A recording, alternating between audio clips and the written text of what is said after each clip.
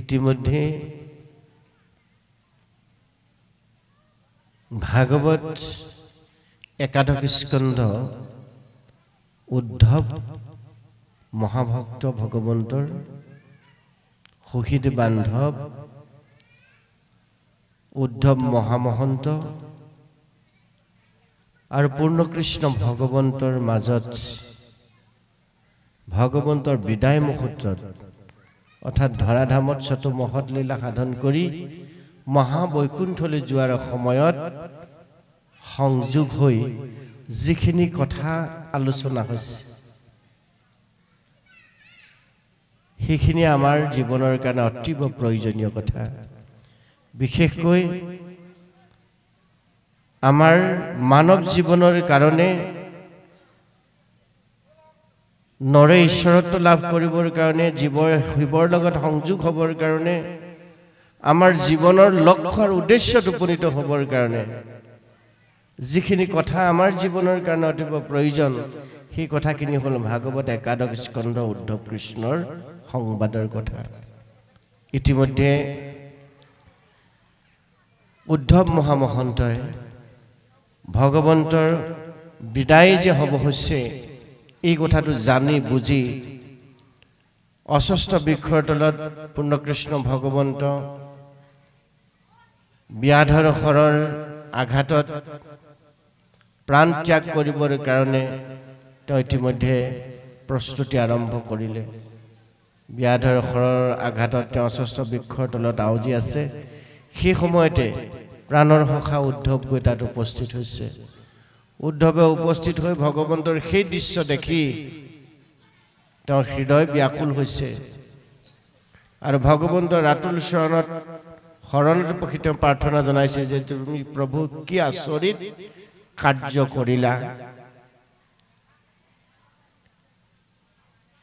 চাৰিওফালে মই বিমংগল দেখিছোঁ প্ৰভু, দেখি বিমংগল আকলিলা মনে মাধৱৰ ভক্তি কাজ কুল সংহৰিবা বৈকুণ্ঠে চলিবা এৰিয়া দ্বাৰকা ৰাজ। তুমি যে কুল সংহাৰ কৰি অৰ্থাৎ অন্তিম লীলাভাগ কৰি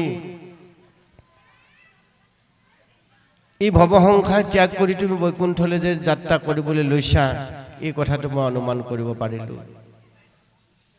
আৰু তুমি যে মোক নোকোৱাকৈ ক'ব নোৱাৰাকৈ মই একো গম নোপোৱাকৈ মনে মনে মোক এৰি যাব খুজিছা।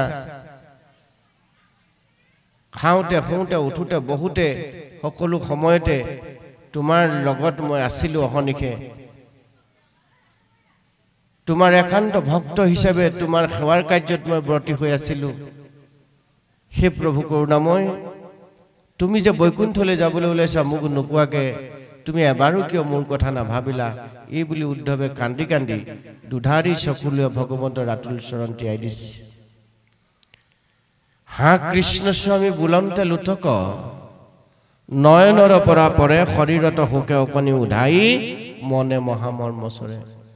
এই যে ভকত আচলতে ভগৱন্তৰ একান্ত ভক্ত আৰু ভগৱন্তৰ মিলনৰ যিটো দৃশ্য, বিদায়ৰ যিটো দৃশ্য, মিলন হৈ আছিল অত বছৰ লৰালি কালৰ পৰা বিদায়ৰ মুহূৰ্তটো অতি হৃদয় বিদাৰক। আপোনালোকে এটা কথা জানে যে শ্ৰীমদ ভাগৱত হ'ল এনে এখন গ্ৰন্থ যাক শ্ৰদ্ধাৰে দৰ্শন কৰাৰ লগে লগে, যাক শ্ৰদ্ধাৰে সেৱা কৰাৰ লগে লগে, যাক শ্ৰদ্ধাৰে কীৰ্তন কৰাৰ লগে লগে আমাৰ মানৱ জীৱনৰ আজন্মৰ পাপবিলাক তৎক্ষণাৎ নাশ হয়। তেনে গহন শাস্ত্ৰই হ'ল ভাগৱত। গতিকে য'ত ভাগৱত কথা শ্ৰৱণ কীৰ্তন হয় সেই স্থান দ্বিতীয় বৈকুণ্ঠলৈ পৰ্যবেক্ষিত হয়। মহাবৈকুণ্ঠ ত্যাগ কৰি যোগী হৃদয় ত্যাগ কৰি পূৰ্ণকৃষ্ণ ভগৱন্ত বস্তু তাত বিদ্যমান হৈ থাকে। সেইকাৰণে নামঘোষাত বুঢ়াপুৰ মাধৱদেৱে খুব সুন্দৰভাৱে উল্লেখ কৰিছে, একান্ত ভকত হবে নিৰ্গুণ কৃষ্ণৰ গুণ গাৱে সদা বকিয়া যথাত বৈকুণ্ঠকো পৰিসৰি যোগীৰ হৃদয়েৰি থাকা হৰি সাক্ষাতে তথাত। আজিৰ এই লাঠিকৰীয়া গাঁৱৰ নৱজ্যোতি যুৱ সংঘৰ উদ্যোগত সমূহ অঞ্চলবাসী ৰাইজৰ প্ৰাধান্যতাত যি তিনিদিনীয়াকৈ বৃহৎ কাৰ্যসূচী আপোনালোকে আয়োজন কৰিছে, আজিৰ এই স্থান দ্বিতীয় বৈকুণ্ঠলৈ পৰ্যবেক্ষিত হৈছে। মহাপ্ৰভু গোবিন্দৰ কৃপা এই অঞ্চলত পোনপটীয়াভাৱে পৰিছে। প্ৰত্যেকৰে গৃহে গৃহে সুমংগল সুবাস দি ভগৱন্তই নিশ্চিতভাৱে আপোনাৰ সকলোকে তেওঁ ভক্ত হোৱাত কৃপা কৰিব। সেইজন ভগৱন্তৰ চৰণত আমি যেতিয়া নিজক সমৰ্পণ কৰি দিম, আমাক ভাগৱতত প্ৰথমতে কৈছে যে ঈশ্বৰৰ সেৱক হোৱা, ঈশ্বৰৰ ভক্ত হোৱা, ঈশ্বৰে সেৱা কাৰ্যত নিজক সমৰ্পণ কৰি দিয়া, পৃথিৱীত এনে কোনো শক্তি নাই তোমাৰ জীৱন উশৃংখল বিশৃংখল কৰিব। সেইকাৰণে আমাৰ যুৱ বন্ধুসকলক আমি অনুৰোধ কৰিব খোজো যে পৃথিৱীত সকলো কাম কৰক, সকলো কাৰ্য কৰক, কিন্তু তাৰ মাজতেই আধ্যাত্মিকভাৱে নিজকে প্ৰস্তুত কৰিবৰ কাৰণে ভাগৱতৰ আশ্ৰয় হওক। ভাগৱতত কি আছে? ভাগৱতত সাক্ষাৎ ভগৱন্ত আছে। সেইজন ভগৱন্ত চতুৰ্ভুজ ৰূপে আমি আজি তাৰিখত বিচাৰি নাপাওঁ। সেইজন ভগৱন্ত ক'ত থাকো বুলি কৈছে? ভকতৰ লগত থাকো বুলি কৈছে। কলিত ভকতেই হৰি অৱতাৰ, ঈশ্বৰ অৱতাৰ। সেইকাৰণে ঈশ্বৰৰ ভক্তৰ সংগলৈ আমাৰ যুৱ বন্ধুসকল আহি তেওঁলোকৰ জীৱন ধন্য কৰাৰ যিখিনি ব্যৱস্থা, সেই ব্যৱস্থাখিনি আমাক ভাগৱতে দিছে। এই কথাবিলাক ক'ত প্ৰসৱ হয় বুলি কৈছে? সাধুৰ সংগত। সাধুৰ সংগ কোনখন? আজি যিখন সংঘ সৌধ এই লাঠিকৰীয়া গাঁৱত আপোনালোকৰ কৃপা পৰশত হৈছে, এইখনে হ'ল সাধুৰ সংঘ। ইয়াত বেলেগ কথা আমি এতিয়া ভবা নাই, বিষয়ৰ কথা ভবা নাই, নহয়নে বাৰু? ইয়াত ভোগবাদৰ কথা আমি এতিয়া ভাবি থকা নাই, বস্তুবাদৰ পাছে পাছে আমি ধাৱমান হৈ থকা নাই। আমি ইয়াত সমবেত হৈছোঁ এতিয়া আধ্যাত্মবাদৰ কাৰণে, অৰ্থাৎ নিজক ভক্তি প্ৰেমত উদ্বুদ্ধ কৰাবৰ কাৰণে, ভক্তি হৃদয়ত গভীৰভাৱে স্থাপন কৰিবৰ কাৰণে আমি ইয়াত সমবেত হৈছোঁ। ভক্তিপূৰ্ণ মনেৰে সৈতে, ভক্তিপূৰ্ণ হৃদয়ৰ সৈতে আমি ভগৱন্তৰ কৃপা পাবৰ কাৰণে ইয়াত এই তিনিদিনীয়া কাৰ্যসূচী আমি অনুষ্ঠিত কৰিছোঁ, গাঁঠি ধন খৰচ কৰি। আৰু যিটি স্কন্ধ আজি আমি ইয়াত পাঠ আৰু পৰ্যালোচনা কৰিবলৈ লৈছোঁ, এইটোৱে হ'ল ভক্তিৰ চূড়ান্ত এটা অধ্যায়, উদ্ধৱ কৃষ্ণ সংবাদ। কেনেকৈ আমি হৃদয়খন ভক্তিপূৰ্ণ কৰিব পাৰোঁ, কেনেকৈ মনটো আমি ভক্তিৰে উদ্বেলিত কৰিব পাৰোঁ, কেনেকৈ সেই ভক্তিপূৰ্ণ মন আৰু হৃদয়ৰ সৈতে জ্যেষ্ঠজনৰ প্ৰতি শ্ৰদ্ধা ভক্তি অটুট ৰাখি সমানজন বন্ধুজনৰ লগত সাম্য মৈত্ৰী ভাৱ ৰাখি কনিষ্ঠজনৰ প্ৰতি মৰম স্নেহ প্ৰীতি ৰাখি দুখী দৰিদ্ৰৰ প্ৰতি দয়া স্নেহ কৰোণা ৰাখি আমাৰ জীৱনটো প্ৰতি মুহূৰ্তে মুহূৰ্তে আমি আগবঢ়াই লৈ যাব পাৰোঁ। তাৰ সামগ্ৰিক গোটেই কথাখিনি আমি আজি এই স্কন্ধটিৰ যোগেদি লাভ কৰিম। সেয়েহে আমাৰ যুৱ বন্ধুসকলক আহি নিৰ্দিষ্ট আসনত উপবিষ্ট হৈ এই অনুষ্ঠানটিৰ লগত সহযোগ আগবঢ়াবৰ কাৰণে আমি অনুৰোধ ৰাখিছোঁ। ইয়াত উদ্ধৱে খুব কাপুণ্যভাৱে, কাৰুণিকভাৱে ভগৱন্তৰ চৰণত কৈছে, তুমি তপ পুণ্য, তুমি বিনে শূন্য, দেখো ইটো ত্ৰিজগত,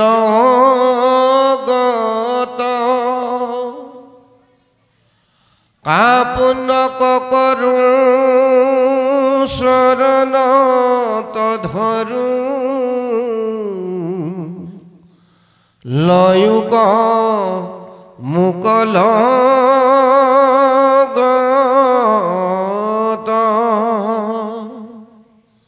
তোমাৰ শৰণ পংকজ পুজিবে, কত পুণ্যে পাইলো লাগ, বাব জগন্নাথ নকৰা অনাথ ভকতক তুমি ত্যাগ সম্যকে অমৃত তোমাৰ চৰিত্ৰ শুনে মাত্ৰ যিটো নৰে পায়া প্ৰেম ভাৱ নেৰৈত জোপাৱ বিষয়ক উপৰি হৰে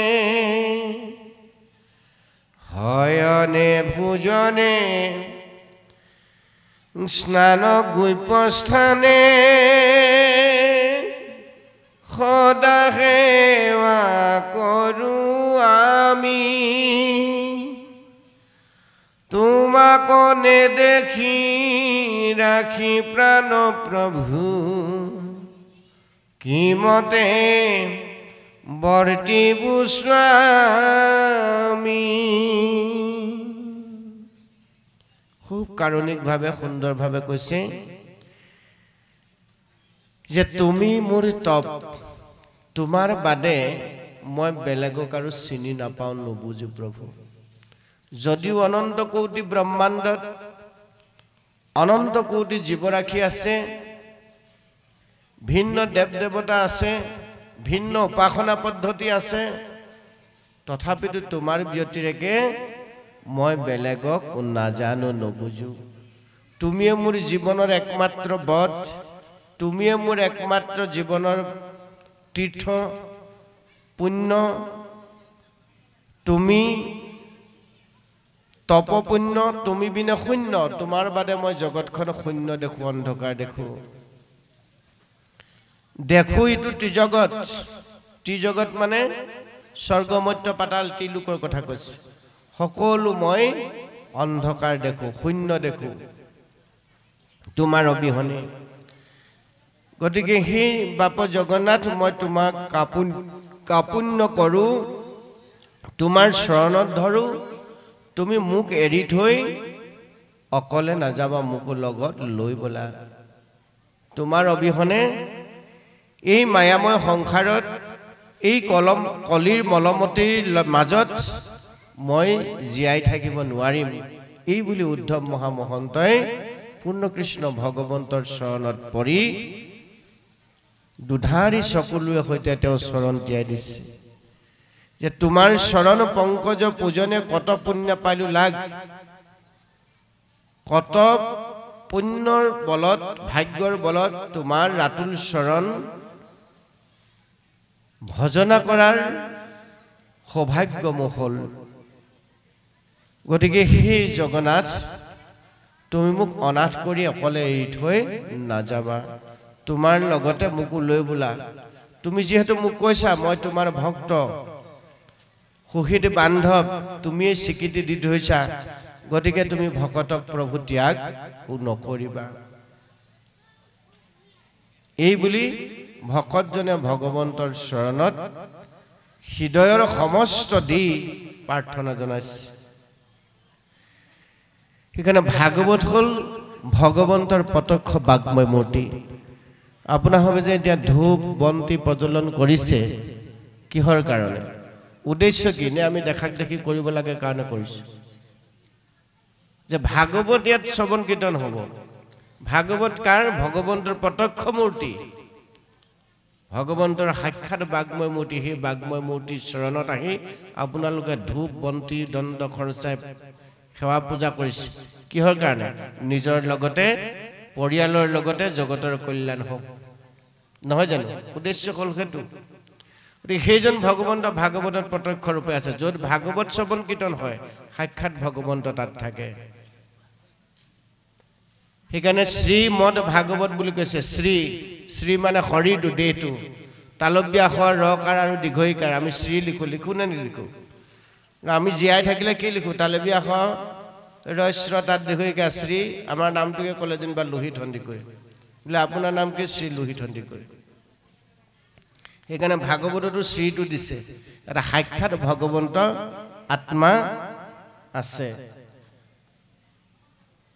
আৰু মৰাৰ লগে লগে আমি স্বৰ্গীয় বুলি লিখো, নিলিখো জানো বাৰু? প্ৰয়াত বা স্বৰ্গীয় বুলি লিখো। সেইকাৰণে শ্ৰীমদ ভাগৱত। মদ মানে হ'ল অহংকাৰ। এই শ্ৰীটো আমাৰ দেহটোতো মদেৰে আবৃত্ত হৈ আছে, অহংকাৰেৰে আবৃত্ত হৈ আছে আমাৰ দেহটো। সেইকাৰণে আমি সততে ইজনে সিজনৰ লগত কথা কটাকটি কৰোঁ, ইজনে সিজনৰ লগত আমাৰ ঈৰ্ষা অসূয়াবিলাক হৈ থাকে। আমাক মদেৰে আবৃত্ত কৰিছে। মদ মানে হ'ল অহংকাৰ। অহংকাৰে আবৃত্ত হৈ থকাৰ কাৰণে আমাৰ বহু সময়ত ধনৰ অহংকাৰ আহে, বহু সময়ত শিক্ষাৰ অহংকাৰ আহে, বিদ্যাৰ অহংকাৰ আহে, বহু সময়ত সৌন্দৰ্যৰ অহংকাৰ আহে, বহু সময়ত ঐশ্বৰ্য বিভূতিৰ অহংকাৰে আমাক বান্ধি জীৱনৰ সঠিক পথৰ পৰা আমাক বিচলিত কৰে। গতিকে এই মদ অহংকাৰ নাশ কৰিব পৰা বস্তুটোৱে হ'ল ভাগৱত। এই চাৰিটা বৰ্ণ এটা সুন্দৰ শব্দ। ভা কাৰং ভাবুক জ্ঞ গ কাৰং জ্ঞান উদ্ভৱম অ কাৰং বৈষ্ণৱী জ্ঞানম ত কাৰম তত্ত্ব দৰ্শনম। জীৱন তত্ত্ব জানিব লগা গ্ৰন্থখনেই হ'ল শ্ৰীমদ ভাগৱত। খালি এই মদবিলাক অহংকাৰবিলাক আমি নাশ কৰিব পৰা উপায়টো হ'ল ভাগৱতৰ আশ্ৰয়। সেইকাৰণে ভাগৱতলৈ আহিবলৈ কৈছে, ভাপদে ভগৱন্ত ভক্তি কয় গপদে গোবিন্দৰ গুণ নামচয়। ভাগৱত শব্দৰ অৰ্থটো আমি জানি ল'ব লাগিব প্ৰথম, যে ভাৱৰ্ণতে কৈছে ভাপদে ভগৱন্ত ভক্তি কয়, যে আমি ভাগৱতৰ ওচৰলৈ কিয় আহিব লাগে? ভাগৱতৰ ওচৰলৈ আহিলে আমাৰ হৃদয়ৰ ভক্তিবৰ্ধন হয়। ভক্তিবৰ্ধন হ'লে কি হ'ব? আমাৰ জীৱনটো সুন্দৰৰ পৰা সুন্দৰ ফালে আগবাঢ়িব। আমি সততে অহংকাৰী নহওঁ, অহংকাৰে আমাক গ্ৰাস কৰিব নোৱাৰে। মায়াৰ চক্ৰত আমি পৰি ভগৱান আৰু বস্তুবাদৰ পাছে পাছে আমি ধাৱমান হ'ব লগা নহয়। আমাৰ জীৱন শৃংখলিত হ'ব। আমি যি উদ্দেশ্যে সংসাৰলৈ আমাক মানুহ হিচাপে ঈশ্বৰে পঠালে, সেই উদ্দেশ্যত আমি সঠিকভাৱে প্ৰবৃত্ত হ'ব পাৰিম। সেইকাৰণে ভাৱৰ্ণতে কৈছে ভাৱ পদে ভগৱন্ত ভক্তি কয়। গ বৰ্ণতে ক'লে গোবিন্দৰ গুণ নামচয়। ভক্তি বৰ্ধন কৰিবলৈ হ'লে আমি কি কৰিব লাগিব? ভগৱন্তৰ গুণ নাম শ্ৰৱণ কীৰ্তন কৰিব লাগিব। ভগৱন্তৰ গুণ নাম ক'ত আছে? কীৰ্তন দশম ঘোষা ৰত্নাৱলী গীতা ভাগৱতত। ভগৱন্তৰ গুণ নাম শ্ৰৱণ কীৰ্তন কৰিলে আমাৰ কি হ'ব? এই যে আমাৰ উদ্বোধক মহোদয়ে কৈ থৈ গ'ল, মৃণাল কুমাৰ বৰুৱা ডাঙৰীয়াই, যে আমাৰ প্ৰথম জ্ঞান হ'ব। সেইকাৰণে গ বৰ্ণতে কৈছে গ কাৰং জ্ঞান উদ্ভৱম। সেই জ্ঞানটো কি জ্ঞান বুলি কৈছে? ৱ বৰ্ণে ক'লে ৱ পদে ৱ কাৰং বৈষ্ণৱী জ্ঞানম। ৱ বৰ্ণতে কি কৈ থৈ গ'ল? ৱ পদে বেদৰ এহিষে অভিপ্ৰায় ত পদে তৰিও ক কৃষ্ণ গুণ গায়। বেদৰ অভিপ্ৰায় অৰ্থাৎ জ্ঞানৰ মূল সাৰ। বেদ মানে হ'ল জ্ঞান। জ্ঞানৰ মূল সাৰটো অভিপ্ৰায়টো হ'ল জীৱ আমি য'ৰ পৰা আহিছিলোঁ তালৈ ঘূৰি যোৱাটো হ'ল আমাৰ উদ্দেশ্য, লক্ষ্য। ত পদে তৰিওক কৃষ্ণ গুণ গায়। বোকাত থাকি গাত বোকা নলগাকৈ, বোকাতে থাকি গাত বোকা নলগাকৈ আমি য'ৰ পৰা আহিছিলোঁ তালৈ ঘূৰি যোৱাটো হ'ল আমাৰ জীৱনৰ উদ্দেশ্য, লক্ষ্য। ভাগৱতে আমাক সেইটোকেই দেখুৱাইছে। আৰু সেইটো কৰিবলৈ হ'লে আমি কি কৰিব লাগিব, কি হ'ব লাগিব বুলি কৈছে? উদ্ধৱ কৃষ্ণ যে সংবাদ উলিয়াই লৈছোঁ, উদ্ধৱ যেনেকৈ ভগৱন্তৰ প্ৰথমজন শহীদ বান্ধৱ, একান্ত ভক্ত, সেই ভক্ত হ'বলৈ আমি যত্ন কৰিব লাগিব, সেই ভক্ত আমি হ'ব পাৰিব লাগিব। ভাগৱতে সেই ভক্ত হোৱাৰ ব্যৱস্থাটো আমাক দিলে। ভকত আমি হ'ব লাগিব। ভ বৰ্ণতে কি কৈছে? ভকত শব্দটো তিনিটা আখৰযুক্ত, ভ ক দন্তীয়ত ভকত। আমি প্ৰত্যেকেই ভকত হ'ব লাগিব। কাৰ? ঈশ্বৰৰ। ভকত হোৱাৰ উপায়টো আমাক ভাগৱতে দিছে। ত্ৰিবস্ত্ৰ পৰিধান কৰিলে ভকত নহয়। আমি যে শুভ্ৰ বস্ত্ৰ পৰিধান কৰিছোঁ, এখন চেলেং লৈছোঁ, এখন গামোচা লৈছোঁ, ধুতি পিন্ধিছোঁ, এই ত্ৰিবস্ত্ৰ পৰিধান কৰিলে কিন্তু ভকত হৈ নাযায়। এইটো ভকতৰ এটা অলংকাৰহে মাত্ৰ। ভকত শব্দৰ অৰ্থটো বৰ তাৎপৰ্যপূৰ্ণ। সেইকাৰণে তিনিটা বৰ্ণ অৰ্থযুক্ত বৰ্ণ হ'ল ভকত। আমি সঁচা অৰ্থত ভকত হ'ব লাগিব। এতিয়া ভকত শব্দৰ অৰ্থটো আমি আলোচনা কৰিলে বুজিব পাৰিম ভাগৱত যেনেকৈ আমি আলোচনা কৰিছো চাৰিটা বৰ্ণ এটা সুন্দৰ শব্দ ভকতো তদ্ৰুপ এতিয়া ভপদে কি কৈছে ভপদে ভগৱন্ত ভৱ বিমোচন ভজন ভক্তিত পূৰ্ণ হুৱন্ত যিজন ভকত হ'বলৈ হ'লে প্ৰথম বৰ্ণটো কৈছে ভ বৰ্ণটো অৰ্থটো এনেকৈ কৈছে ভপদে ভগৱন্ত ভৱ বিমোচন ভকতজনে জানিব লাগিব যে একমাত্ৰ ই ভৱ সংসাৰ টানকৰ্তা হ'ল পূৰ্ণ কৃষ্ণ ভগৱন্ত দৈৱকী নন্দন কৃষ্ণ সেই ভৰ বৰ্ণটোৱে প্ৰথম তেওঁকেই প্ৰতিপাদ্য কৰিছে ভপদে ভগৱন্ত ভৱ বিমোচন যিজনে জানিলে যে অনন্ত কোটি ব্ৰহ্মাণ্ডৰ পৰা দুখ হৰণ কৰা আমাৰ সমস্তৰে পালনহাৰ ভগৱান বিষ্ণু এই কথাটো যিজন ভকতে জানিলে আৰু তেওঁ সন্তুষ্ট হোৱা উপায়টো ভজন আৰু ভক্তি এই যে ব্যৱস্থাখিনি আপোনালোকে কৈছে ভাগৱত প্ৰতিষ্ঠা কৰিছে তাত গুৱাপান দণ্ড খৰচা আগবঢ়াইছে প্ৰসাদ শৰাই তাত অৰ্পণা কৰিছে আৰু একেলগে সুত পাতি সাধু সং তৈয়াৰ কৰি আপোনালোকে নাম প্ৰসংগ কৰিছে সেইটো হ'ল ভজন প্ৰণালী এই কথাটো যিসকলে জানে যে ভজন ভক্তিত সেইজন সন্তুষ্ট হয় এই কথাটো জানি যিসকলে তেওঁৰ ওচৰলৈ তেনেদৰে আহে শ্ৰদ্ধা সহকাৰে ভক্তি সহকাৰে দ্বিতীয় বৰ্ণটো কৈছে কপদে কৃষ্ণ ভজি পবিত্ৰ পৰম আত্মা কমানন্ত কৃষ্ণ সমস্ততে হও প্ৰথম বৰ্ণটো ভ দ্বিতীয় বৰ্ণটো ক সেই ভৰ পাছত ক বৰ্ণটো অধিকাৰী তেওঁ তেতিয়া হ'ব যেতিয়া কপদে কৃষ্ণ যিজন কৃষ্ণৰ কথা আমি এতিয়া আলোচনা কৰি আছো পাতি আছো এই কৃষ্ণ শব্দটো মুখেৰে উচ্চাৰণ কৰাৰ লগে লগে ৰাম বুলি কোৱাৰ লগে লগে হৰি বুলি কোৱাৰ লগে লগে তেওঁ মনত আনন্দ অনুভৱ কৰিব লাগিব কৃষ্ণ ভজি পবিত্ৰ পৰম মনত পবিত্ৰতা ভাৱেৰে ঠাই ল'ব লাগিব হৃদয়ত ভক্তি উদ্বেলিত হ'ব লাগিব মন ভক্তিৰে পৰিপূৰ্ণ হ'ব লাগিব যিজন ভকতৰ ইতিমধ্যে হৈছে ৰাম কৃষ্ণ হৰি বুলি কওঁতে আৰু সেইজনে সমস্ততে ঈশ্বৰক দেখিব লাগিব সেইজনকে ভকত বুলি কৈছে ভকতটো এতিয়ালৈকে দন্তীয়া তলৈ যোৱাগেই নাই ভ আৰু ক বৰ্ণতে লাগি আছে ভ আৰু ক বৰ্ণটো অধিকাৰী সেইজনৰ তেতিয়া হ'ব এনেই মুধা আসনখন লৈ তিনিখেওজনৰ তালাজুল লৈ গোপাল গোবিন্দ গাই সকাম খাই ঘূৰি ফুৰিলে নহ'ব ভাগৱতে সেইবোৰ কথা নাই কোৱা মই প্ৰভুসকল বৰ খোলাকে কথা কওঁ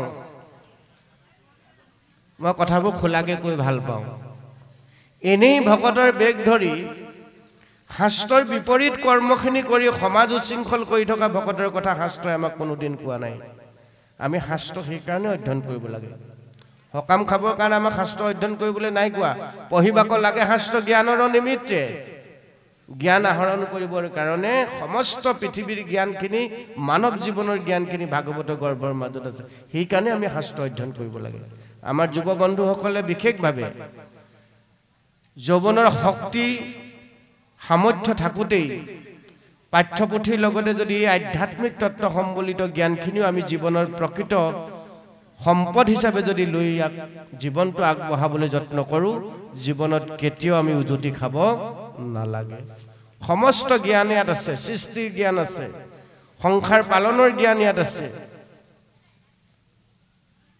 সেইকাৰণে আমি ভাগৱতৰ আশ্ৰয় হ'ব লাগে এতিয়া ক বৰ্ণতে কৈছে কপদে কৃষ্ণ ভজি পবিত্ৰ পৰম কৃষ্ণ ৰাম হৰি বোলা লোকসকলৰ নিজেই পবিত্ৰ হ'ব লাগিবই তেওঁলোকৰ সেই নামৰ জৰিয়তে কৃষ্ণ শব্দ উচ্চাৰণৰ জৰিয়তে হৰি উচ্চাৰণৰ জৰিয়তে জগত পবিত্ৰ কৰিব পাৰিব লাগিব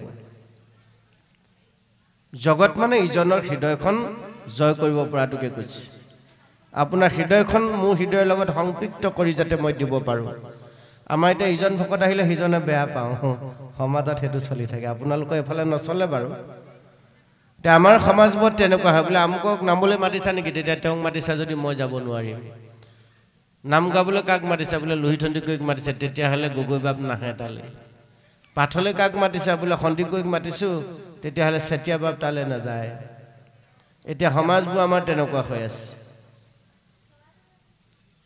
এই ব্যৱস্থাৰে যদি আমি ভকত হৈছোঁ তেতিয়াহ'লে ভাগৱতে প্ৰকৃতাৰ্থত সেইজনক ভকত বুলি কোৱা নাই কপদে কৃষ্ণ ভজি পবিত্ৰ পৰম আত্মাকম আনন্দ কৃষ্ণ সমস্ততে সম কৃষ্ণ বুলি কৈ নিজৰ অন্তৰাত্মাত যিটো আনন্দ অনুভৱ কৰে সেই অনুভৱেৰে সৈতে জগতখন তেওঁ দেখিবলৈ যত্ন কৰিব লাগিব এইটো কিন্তু একেদিনাই অহা বস্তু নহয় সেইকাৰণে নিৰন্তৰ আমাক সেই অভ্যাসত থাকিবলৈ কৈছে ভাগৱতে আৰু সমস্ত ভূতত ঈশ্বৰক দেখিবলৈ কৈছে আত্মাকম আনন্দ কৃষ্ণ সমস্ততে সম মোৰ হৃদয়ত যিজন আত্মাৰাম কৃষ্ণ আছে প্ৰত্যেকৰে হৃদয়ত সেইজন আত্মা ঈশ্বৰ আছে তেওঁ পুৰুষ হওক মহিলা হওক ল'ৰা হওক বুঢ়া হওক শকত হওক ক্ষীণ হওক কথা নাই সমস্ত ভূতত সেই আত্মা ঈশ্বৰ আছে সেইকাৰণে সমস্ত ভূতৰ প্ৰতি যিজন দয়াশীল কৰুণাশীল সেইজনকে ভকত বুলি কৈছে শেষৰ বৰ্ণটো হ'ল তপদে তৰণ উপায় শৰণ হৃদয় পদ্মত ধৰে কৃষ্ণৰ চৰণ সেইজনকে ভকত বুলি কৈছে যে আমি তৰিবৰ কাৰণে সংসাৰখনলৈ আহিলো ঈশ্বৰে পঠিয়ালে আমাক 84 লক্ষ জুনি বাগৰি বাগৰি এটা দুটা নহয় মনত ৰাখিব 1 লাখ 2 লাখ নহয় 84 লাখ বাৰে সংসাৰলৈ আমি বিভিন্ন দেহ ধাৰণ কৰি কৰি আহি আছো শেষতহে আমি যে এই যিটো এটা ৰূপ লৈ আছো ইয়াত কোনোবাই ভকত নিজকে সজাই পিনে আছো বৰ ভকত সজাইছো কোনোবাই চুত ভকত সজাইছো নাই হেজৰা জানো কাৰণ বৰ ভকতসকলে মধুআখন নাপালেতো ইফালে পাছলাইনত নবহি তেওঁ মুখত ৰাম ফুটক চাই বামে ফুটক লাগিলে ৰাম নফুটি পিনে তথাপিতো আমাক মধুআখনখন লাগিব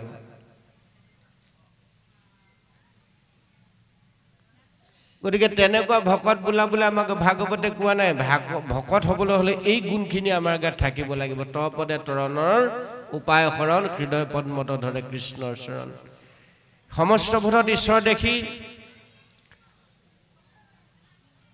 সেই ঈশ্বৰৰ সংগত ভগৱন্তৰ লীলাচৰিত শ্ৰৱণ কীৰ্তন কৰি সকলোৰে লগত শান্তি সম্প্ৰীতি প্ৰেম মৈত্ৰীৰে একতাৰে বান্ধ খাই আমাৰ জীৱনটো প্ৰতি পল অনুপল যেতিয়া আমি আগবঢ়াই লৈ যাম তেতিয়া আমি অনায়াসে ভৱ সংসাৰ তৰি যাব পাৰিম বুলি সিদ্ধান্ত দিলে তপদে তৰণৰ উপায় শৰণ ক'ত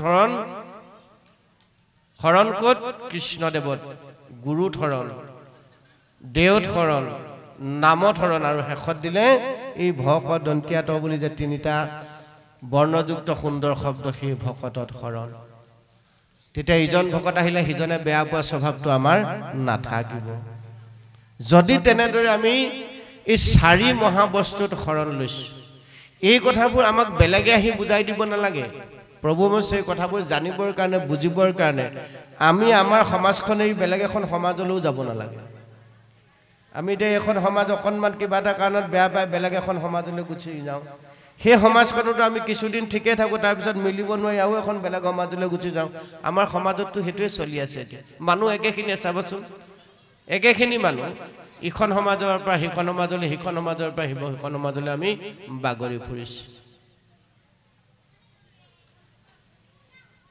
ভগৱন্তই কৈছে য'তে আছে তাতে থাকি কায় মনোবাক্য সুদীহ বিশ্বাসে মোৰ চৰণত আশ্ৰয় হোৱা বেলেগৰ ওচৰলৈ নাযাবা গীতাত অৰ্জুনক কৈছে এই একাদশত আমি যিটো অধ্যায় এতিয়া উলিয়াইছোঁ এই অধ্যায়টোৰ পাছলৈ কথাখিনি ক'বগৈ যিখিনি কথা আমাৰ যুৱ বক্তা প্ৰাণজিৎ গগৈ আপোনাক খুব সুন্দৰভাৱে ক'ব যে গীতাত অৰ্জুনক কৈছে হে অৰ্জুন তুমি বেলেগ একো নাভাবিবা তোমাক মই অমৃত সন্তান হিচাপে সংসাৰলৈ পঠালো মানুহ হিচাপে পঠাইছে মানুহ হ'ল অমৃতৰ সন্তান ইয়াত পোনে পোনে বোলে একশৰণীয়া সমাজত থকাখিনিয়ে বৈকুণ্ঠলৈ যাব তেনেকুৱা কথা নাই ভাগৱতীয়া সমাজখনত বাস কৰি থকাখিনিয়ে বৈকুণ্ঠলৈ যাব তেনেকুৱা কথা নাই বামুণীয়া সমাজত থকা বা সত্ৰীয়া সমাজত থকা এইসকল যে বৈকুণ্ঠলৈ নাযাব তাৰ কোনো কথা নাই যে যি সমাজতেই নাথাকক সেই সমাজত থাকে আচলতে আমি মানুহ হিচাপে যিখিনি কৰিব লাগে ভাগৱত কীৰ্তন দশম ঘোষা ৰত্নাৱলী মহাগ্ৰন্থসমূহে আমাক যেনেদৰে চলিবলৈ কৈছে আমি তেনেদৰে চলিছোঁ নে নাই আটাইতকৈ ডাঙৰ কথাটো হ'ল সেইটো আমি শাস্ত্ৰও পঢ়িছোঁ কিন্তু শাস্ত্ৰৰ বিপৰীত কৰ্মখিনি কৰি আছোঁ হ'ব নেকি নহ'ব নাই কোৱা শাস্ত্ৰ সেইটো হ'ব বুলি সেইকাৰণে আমি যিহেতু মানুহ হিচাপে সংসাৰলৈ আহিলোঁ মানুহৰ যিখিনি ধৰ্ম এইখিনিৰ ওপৰত আমাক শাস্ত্ৰই খুব সুন্দৰভাৱে কৈছে এইখিনি যি পালন কৰিছে তেওঁ 3 বস্ত্ৰ পৰিধান নকৰিলেও হ'ব তেওঁ ধুতি চেলেং গামোচা লৈ তাল লৈ গোপাল গোবিন্দ কীৰ্তন পদ পয়াৰ মুখস্থ কৰি সকাম খাই ঘূৰি নুফুৰিলেও তেওঁ ঘৰতে থাকি সুখে সংসাৰ তৰি যাব পাৰিব সেই ব্যৱস্থাটো আমাক খুব সুন্দৰভাৱে দিছে সেইকাৰণে আমি ভগৱন্তৰ ভকত হ'বৰ কাৰণে যত্ন কৰিব লাগে ভকত হোৱাৰ গুণ কোনখিনি ভকত হ'বতে এইটো নহয় মই আকৌ কৈছোঁ যে ধুতি চেলেং গামোচা ল'লেহে তেওঁ ভকত হ'ব আপুনি জিন্স পেণ্টকে পিন্ধি থাকক লং পেণ্টেই পিন্ধক তেতিয়াও আপুনি ভকত হ'ব যদি সেই ভকতৰ গুণখিনি আপুনি আয়ত্ত কৰি ল'ব পাৰিছে ভৱপদে কি ক'লে ভগৱন্তক আপুনি যদি চিনিছে ভগৱন্ত ক'ত আছে সমস্ত ভূতত আছে যত জীৱ জংগম কীট পতংগম অগণক জগতৰি কায়া জগতৰ কায়া মানে অৰ্থাৎ ভগৱন্তৰ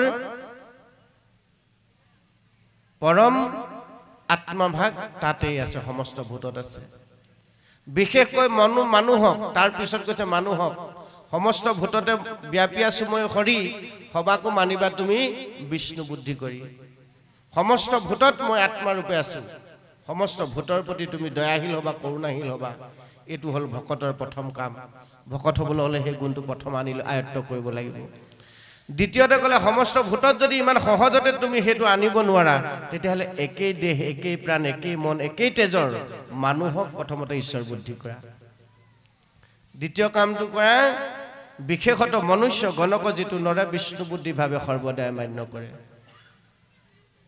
মানুহৰ মাজত তুমি ঈশ্বৰক দেখা মুখ দেখা প্ৰথম তাৰ পিছত ইতৰ প্ৰাণীলৈ যাবা আমাৰ প্ৰথমে ইতৰ প্ৰাণীলৈ গুচি যায় কুকুৰ হাঁহ কুকুৰা ছাগলী এইবিলাকলৈ নহয়নে বাৰু মানুহৰ পাছত মাজত বহুত দেৰিকৈ দেখিবলৈ আৰম্ভ কৰে ভগৱন্তে কৈছে প্ৰথম মানুহৰ মাজত মুখ দেখা যেতিয়া মানুহৰ মাজত প্ৰথম মুখ দেখিবলৈ আৰম্ভ কৰিবা ইতৰ প্ৰাণীলৈ অট'মেটিকেলি সেই ভাৱটো তোমালোকৰ বাগৰি গৈ থাকিব আমি মানুহে মানুহক লঠিয়াই দিওঁ ইতৰ প্ৰাণীক সাবুতি ধৰোঁ ভাগৱতে সেইটো দৰ্শন আমাক দিয়া নাই প্ৰথমতে মানুহক ঈশ্বৰ বুদ্ধি কৰা বিশেষত মনুষ্য গণক যিটো নৰে বিষ্ণু বুদ্ধিভাৱে সৰ্বদাই মান্য কৰে তেতিয়া কি হয় ই আমাৰ মাজত যে ঈৰ্ষা থাকে ইজনৰ আহিলে সিজন বেয়া পোৱা যে ভাৱটো থাকে ইজনৰ উন্নতিটো যে আমি সহ্য কৰিব নোৱাৰোঁ কাৰোবাৰ উন্নতিটো সেই ঈৰ্ষাটো আমাৰ মাজৰ পৰা ভগৱন্তে প্ৰথম নাইকিয়া কৰোঁ বুলি কৈছে ঈৰ্ষা নাইকিয়া হয় তাৰপিছত অসূয়া নাইকিয়া হয়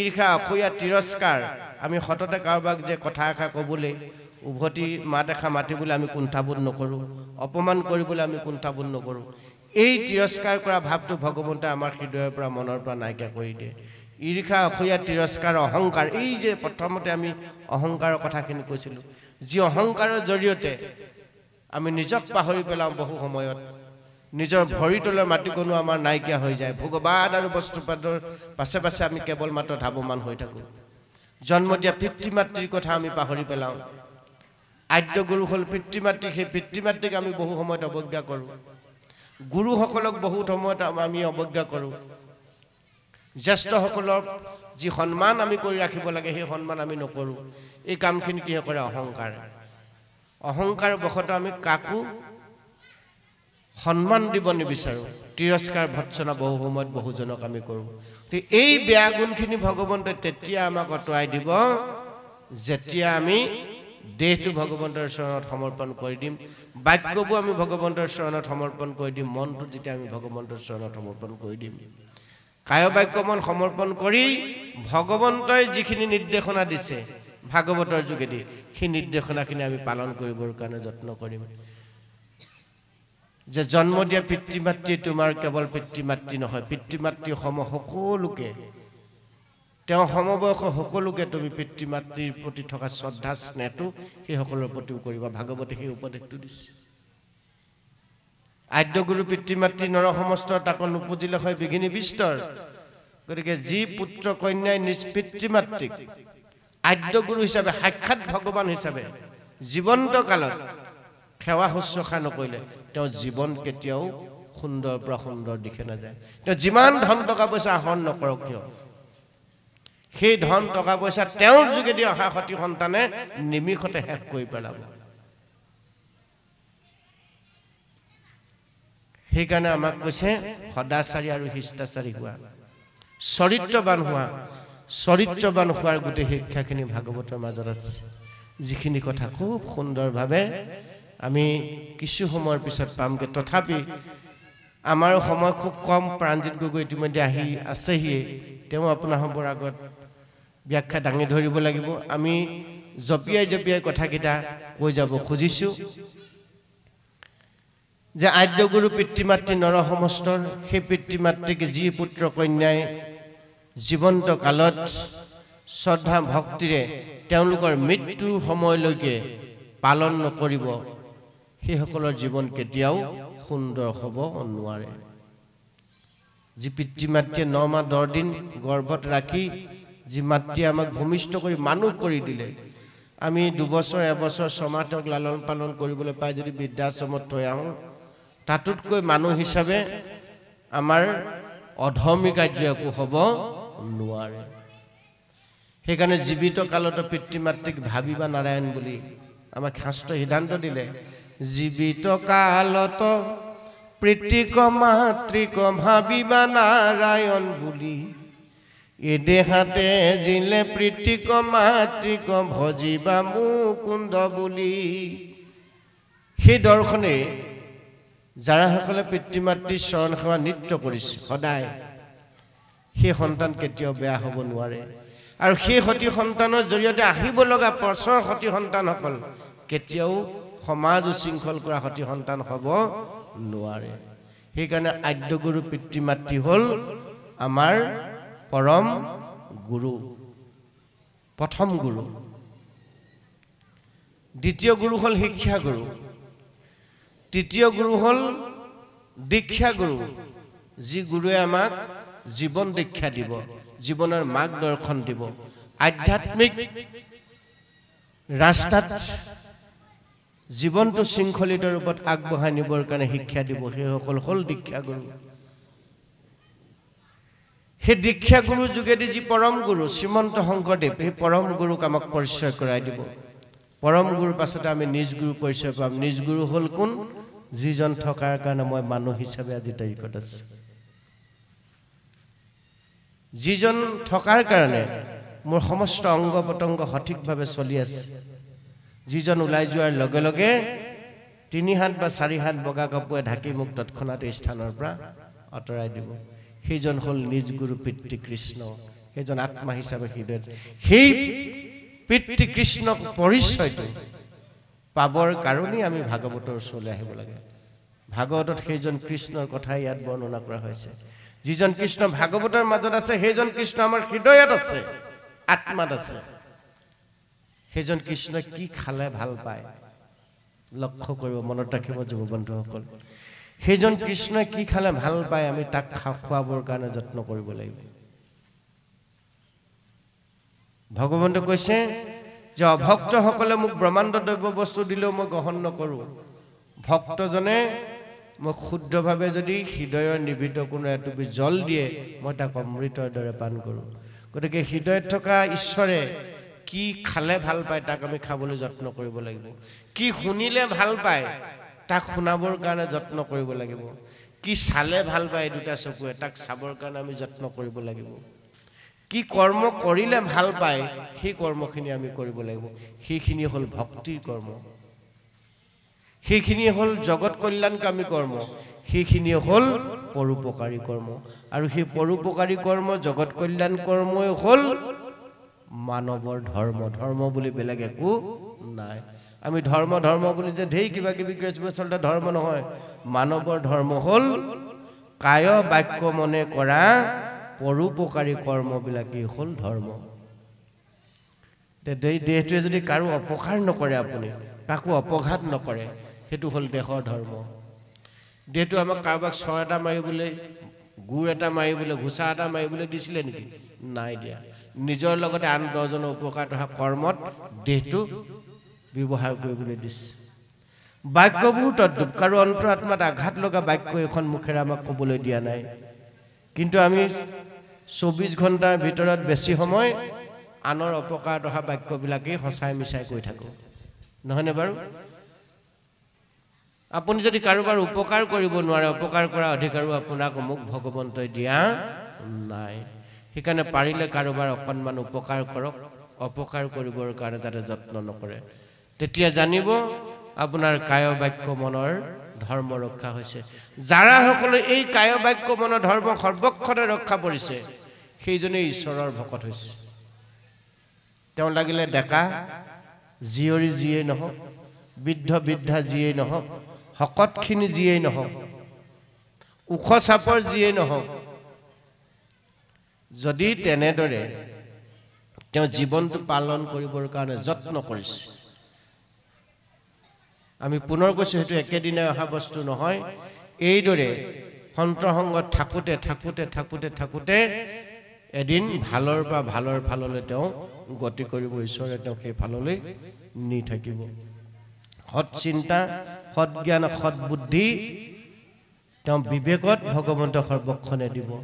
হৃদয়খন সৎ ভাৱাপন্ন কৰি তুলিব, মনটো ভক্তিৰে উদ্বেলিত কৰি তুলিব, ভাবুক কৰি তুলিব।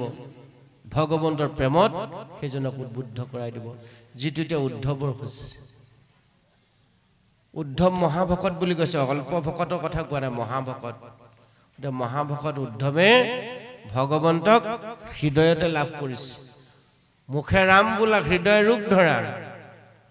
এই ব্যৱস্থাটোলৈ যাৰা সকল ভকত লাহে লাহে আহি আছে, কেৱল মাত্ৰ ডাঙৰ ডাঙৰ মহাপ্ৰসাদৰ টোপোলাটোৰ আশাত যিসকলে সকাম খাই ফুৰা নাই, ডাঙৰ ডাঙৰ ভোজনীকেইটাৰ আশাত যিসকলে সকাম খাই ফুৰা নাই,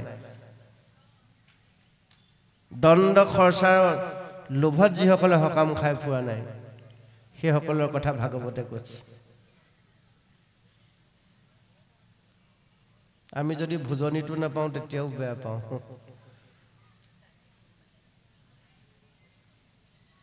যে কি হওক, আমি প্ৰাৰম্ভণিতে এইকেইটা কথা আপোনাৰ হ'বলৈ নিবেদন কৰিলোঁ।